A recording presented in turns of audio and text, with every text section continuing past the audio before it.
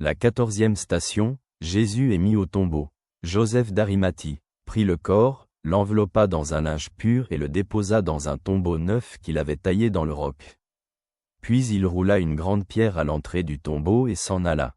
Évangile selon Matthieu, chapitre 27, versets 57 et 60. En vérité, je vous le dis, si le grain de blé tombé en terre ne meurt pas, il reste seul. Mais s'il meurt, il porte beaucoup de fruits. Évangile selon Jean, chapitre 12, verset 24. Réflexion. Jésus est déposé dans le tombeau. Tout est fini. La pierre ferme l'entrée. Le silence tombe. C'est un moment qui semble sans espoir. Tant de personnes croyaient que Jésus était le Messie, et maintenant il est mort. Après sa mort, il reste des larmes, du vide et la question, et maintenant ? Chaque être humain dans sa vie connaît un tel silence.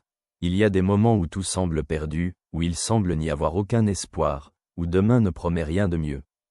Mais Jésus a dit que le grain doit mourir pour pouvoir porter du fruit. Sa mort n'est pas la fin. C'est le commencement de quelque chose de nouveau. Ce qui paraît maintenant être une défaite deviendra une victoire. Mais pour cette victoire, il faut attendre. Il faut traverser la nuit pour voir la lumière du matin.